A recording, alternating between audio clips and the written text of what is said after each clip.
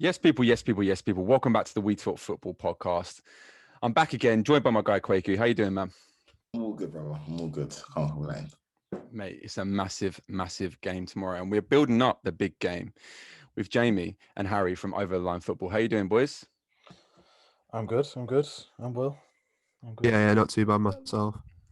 Sick, sick, sick. You guys have already done a video on this, haven't you? Yes. Yeah. Yeah. So what I'll do, guys, is I'll put a description in our bio, and you can go find their video there. But how are you feeling, boys? Is Gareth bringing it home? We're not going to say that, but we're optimistic about this team. I think one of the things I said is that going into this tournament, it feels a bit different because there is more expectation than hope. I feel like in previous tournaments, it's more been, we hope this team can do something, whereas it feels like there is expectation on this team to progress in this tournament. How far they can go depends on themselves. They've got the strength in depth. Every single other country seems to suggest England as one of the favourites. So if we play like we can play and the players sort of click into gear and we can get key players back into the squad, I don't see why we can't progress far in the tournament. It just depends on us and how we treat these big occasions and if we can kind of rise to them. Also, as well, obviously in the Champions League final, Europa League final, obviously English clubs got to the final, so just proves how good England is as an overall league as well, not just the country. So we have a lot of players, like we said, there's quite a few players in the actual England team who've won the Champions League now, all been in the final as well. So we've got a lot of experience now, and obviously, like Harry said, there is expectations now because of that, really. So. Yeah, I think it's the first time ever that we've gone into a major European tournament where we're joint favourites. We were joint favourites alongside France, and it is due to reasons like you were saying. When you've got multiple English players playing in the Champions League final, Phil Foden, Reece James, Mason Mount, who else? Do you know what I mean? Was there anyone else? Ben Chilwell. Ben Chilwell, exactly. You've got these multiple players, and then you've got people in like Kieran Trippier winning La Liga, and you've got our players winning titles all over Europe. You've got people playing at the elite in the Bundesliga. And it's just, it's no surprise that our squad should be achieving the heights and finishing or going to the very end of this tournament. What do you think, Quakes? No, I'm in full agreement. There's there is expectation as opposed to hope in this tournament. And what the boys touched on is perfect, it's correct. But I also feel like with this team, there's a sense of unity as well. Previously, if you heard Rio Ferdinand talk about it, when there were players who were achieving the heights in football, whether it be Frank Lampard, Rio Ferdinand, Steven Gerrard, these people competing against each other in a very, very different world where there wasn't social media.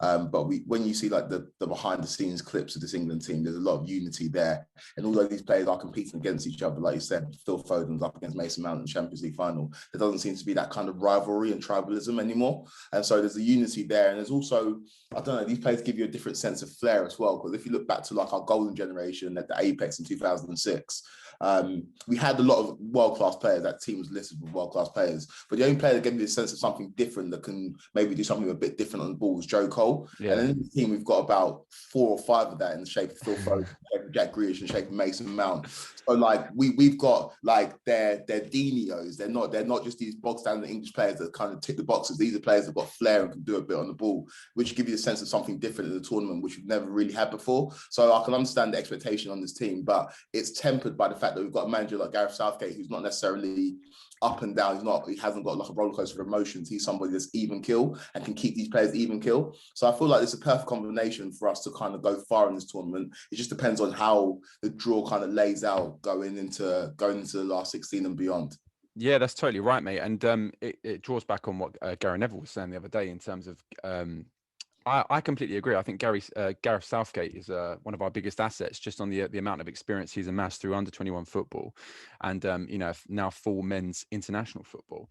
And I think the fact that he's willing to make the unpopular decisions, like not bringing on Jack Grealish, starting Raheem Sterling, and maybe making the decisions that aren't swayed by public opinion that previous managers may have buckled to. I think that's going to be to our benefit because, realistically, we all want to see these Dino players. We all want to see, Jack Grealish on the ball. We want to see Mason Mount. We want to see Phil Foden all playing in the starting 11. But in doing that, there is balance to a team, and I suppose it's being able to find that balance. It seems like Gareth Southgate is finding that balance so far, and I suppose that goes on to the England-Scotland game. Obviously, it's a huge game for us. We win this, we pretty much we essentially guarantee our progress through to the next round.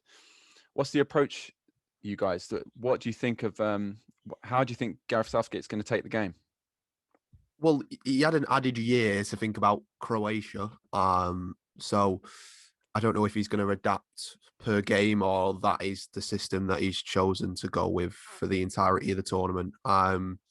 It's a completely different game because of how Scotland play compared to how Croatia play. Maybe England need to sort of pack the midfield with more of them flair players because of how deep Scotland may sit back. But equally so, there's probably an opportunity for pacing behind as well. So it's going to be an interesting team selection for him. And I think he said before to us, it is going to be a really awkward game because it's a derby. Realistically, England should well beat Scotland, but at Wembley as well, and there's going to be a decent sized crowd there. It's going to be a strange game for England, and Scotland need something from this game. England don't particularly need something, so that just gives it a bit of an added emphasis. It's more as well, like you said, about the formations wise. Obviously, in the World Cup, we play 5 at the back with obviously Maguire and Stones were fit at the time. Obviously, Harry Maguire announced himself fit this morning for the Scotland game, which is fair enough. But it's whether obviously Scotland play with, I think, similar to us, I think 4 across the back, I think, unless I'm thinking incorrectly. So you could play 4 at the back as well, but it's the same formation, unless Southgate wants to play at the 5 at the back, possibly get Maguire back in the team and possibly add like Reece James and Walker in as well to get more, obviously, his defensive solidity at the back, because Scotland, obviously, against the Czech Republic didn't play Che Adams, and I thought he's their best forward. So I reckon if he starts from the get-go, it's going to be make life a little bit easier for Scotland, I'll say that. So be interesting. But I think, like Harry said, I think they'll play the same formation, but possibly change 1 or 2 at the most. So yeah, I think Scotland's approach will rely heavily on the availability of Kieran Tierney. I think he is back for this game. Obviously, Kieran Tierney and Robertson usually dovetail on their left-hand side of their defence, and I think that was a big loss for them in the game against Czech Republic. Before the tournament, I thought I'm a huge West Ham fan, so I was rooting for the Czech Republic anyway. I called them my dark horses. I wasn't surprised when they turned up, but I think everyone was surprised in the quality of the goals and how resolute they looked. Quakes, how does Scotland get a result here, mate?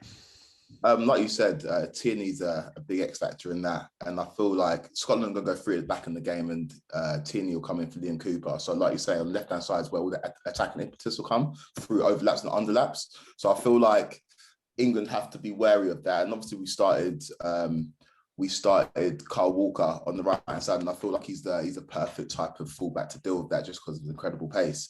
But we have to be careful of that. And maybe Southgate shifts his midfield around a little bit just to accommodate, or just to be wary of the fact that they're going to be coming down the left-hand side. And I feel like if you look at the Scotland game versus Czech Republic, they were unlucky. Obviously, there was the incredible header from Schick, and then the overhead, the goal from the halfway line is just, you can't legislate for that. So I think Scotland, although they probably are a little bit deflated off the fact that they lost the first game, and there's so much hope and optimism surrounding the Scotland side before that first game.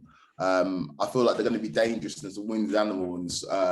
A game like that against a local rival is always dangerous. But I think that England have got enough to see it through. You just have to be wary of the threat from the left hand side, I think, and also Che Adams as well. Like Jamie said, is he's going to be a massive threat. He's had a decent season, and when he came on in the game against Czech Republic, he looked like a threat for them. So we just have to be wary of that. But like I said before, England very much remind me of Chelsea in terms of the way they play, where we don't really seem like we're going to score that many goals, but you back us to keep a clean sheet. And if we were to go behind, you'd be a bit cautious or a bit nervous in terms of us actually being able to pull it back. But we managed to squeeze the life out of opponents. I feel like it's not going to be too dissimilar in this game against Scotland.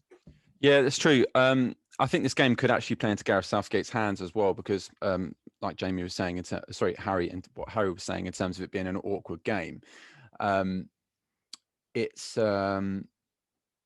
where our dependency to get something out of this game is a little bit lower than what Scotland's is you can imagine that instead of Scotland sitting 10 players behind the ball, they may actually come out, and it will give us the opportunity with some of these flair players to actually unlock their defence.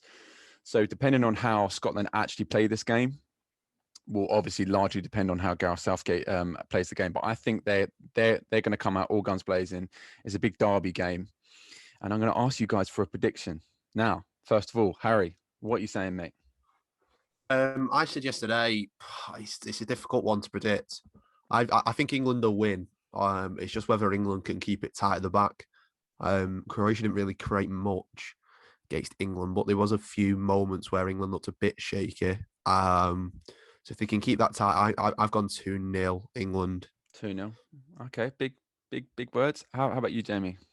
I've similar approach. I am going 1-0 England simply because of the fact I think it's going to be a very tense game, and I don't think any team's going to want to over-exaggerate anything too much or try and go for it too much because they know they'll leave themselves short at the back. So it's going to be a very tense game. I think England are going to get one in the first half and then just keep it as that. So I'm going to go 1-0. Okay, and Quakes, what are you saying, man?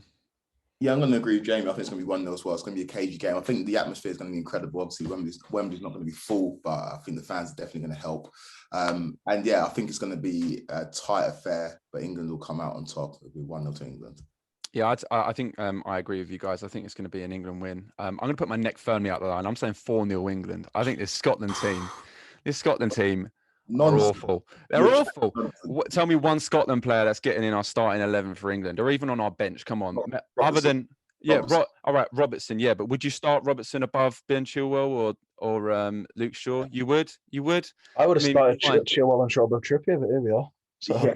Yeah. I mean, fair. Like again, the only person you can make an argument for is Robertson and maybe Tierney. Like if we're not bossing this game, I'm putting my neck out on the line. I'm going 4-0 England. Look at that. Quaku, back me, bro. Come on, back me. It's so unrealistic to win 4-0 against like a rival in the tournament. Like we know how cagey it is, know how like warm it's gonna be. I just don't think it's gonna be that. It's unrealistic, but I'm backing Gareth and it's coming home, boys. So yeah. In the meantime, guys, where can they find you? Shout out your channel. Yeah, you can find us on YouTube, obviously, seen already. Over the Line Football. We've recently hit 105 subscribers over there, which is great for us. We've been going for 6 months ourselves. And also you can catch us on Twitter as well. Over the Line Football. It's the same logo as our YouTube. So if there's another Over the Line Football, just look for our logo, and it should be there hopefully. So sick, guys. Thanks for joining us. Links will be in the description, of course. And Quaku, where can everyone find us? So you can find us on Instagram at We Talk Football Podcast. You can find us on Twitter at WTF Podcast 90. Make sure you like this video and subscribe to the We Talk Football channel on YouTube. We are going to be coming to you with more videos over the summer, Euro related, of course. So yeah, make sure you keep an eye out for those. Cheers. See you next time, guys.